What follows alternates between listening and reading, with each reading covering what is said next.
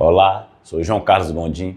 Nesse vídeo nós vamos abordar algumas das principais diferenças entre fundos imobiliários e investimentos imobiliários. Você sabe quais são as principais diferenças? Vamos lá. Todos dois não têm o investimento perfeito, nem investimento imobiliário, nem fundos imobiliários. Todos vão ter alguns prós e alguns contras e você vê qual dos dois ou até os dois você pode fazer a diversificação da sua carteira de investimentos imobiliários com alguns investimentos imobiliários e alguns fundos imobiliários sem problema nenhum, porque você não precisa escolher ou um ou outro, pode ser, por que não, os dois, tá? Vamos lá, a primeira diferença entre fundos imobiliários e investimentos imobiliários.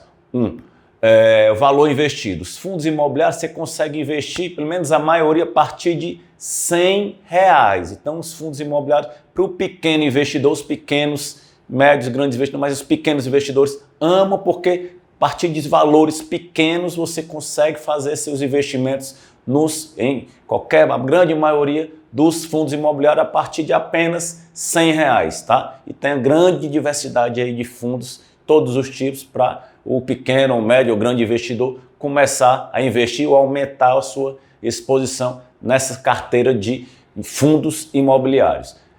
Por outro lado, investimentos imobiliários. O pessoal fala que precisa de muito dinheiro. Realmente precisar para você comprar um imóvel todo, 100 mil, 200, 300, 500 mil reais. Mas agora a gente tem, desde uns anos para cá, o crowdfunding imobiliário. Então, eu mesmo lancei, tá, um projeto ano passado, quer dizer, de um empreendimento nosso aqui no Porto das Dunas, com uma parceira nossa, tá, de crowdfunding imobiliário, a Blocks. Então, a gente lançou cotas desse empreendimento através do crowdfunding imobiliário com a Blocks. Nesse caso, o valor mínimo foi R$5 mil, tá? Mas por opção nossa e tudo mais, mas outros, tanto na Blocks como outros também, os investimentos imobiliários através do crowdfunding imobiliário podem ser feitos a partir de R$1.000. Então, quase todo mundo vai conseguir, a partir de agora, fazer os seus investimentos imobiliários sem problema nenhum. Então, essa é a primeira grande diferença entre fundos imobiliários e investimentos imobiliários.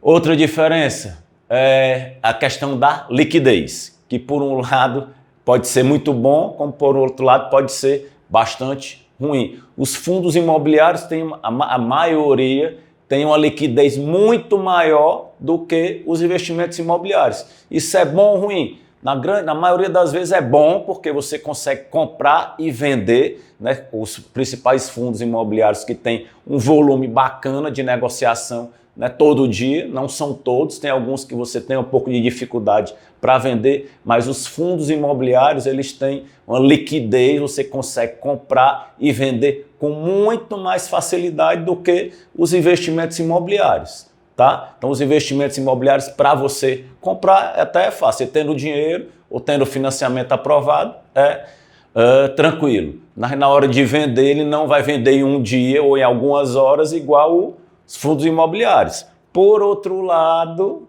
tá? Nós estamos saindo aí de uma crise da pandemia do coronavírus, tá? Como os fundos imobiliários, parecido com o mercado de ações. Tem muita liquidez, quando o mercado sobe, eles sobem junto. E quando o mercado cai, eles caem junto com o mercado. Então, eles podem cair 10, 20, 30, vários fundos imobiliários caíram até 50% ou até mais. Tá? Então, na hora boa é bom, na hora ruim é péssimo.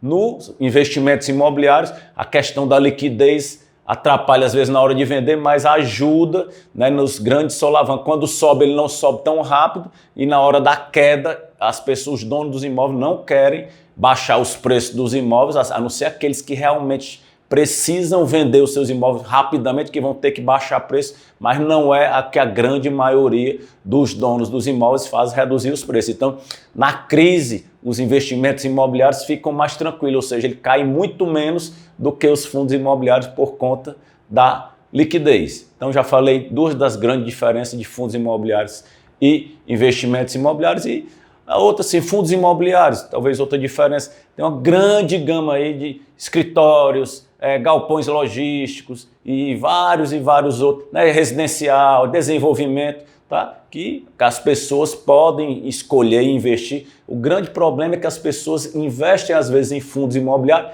e não conhecem o que estão investindo, não sabem o que tem os empreendimentos ou os imóveis que tem dentro do fundo. Então a dica que eu dou é, se você vai investir em fundos imobiliários, saiba o que tem os imóveis que tem dentro do fundo, a rentabilidade, a vacância, tá? O que está rendendo, o que não está rendendo, o que vai ocupar, o que está sendo alugado ou o que vai ser desocupado nos fundos imobiliários. Você tem que ler os relatórios que a maioria das casas aí de investimentos enviam para vocês, investidores. E na questão de investimentos imobiliários, a gente sempre orienta. Você pode investir em imóveis para locação, empreendimentos, cota de empreendimento, terrenos, tá?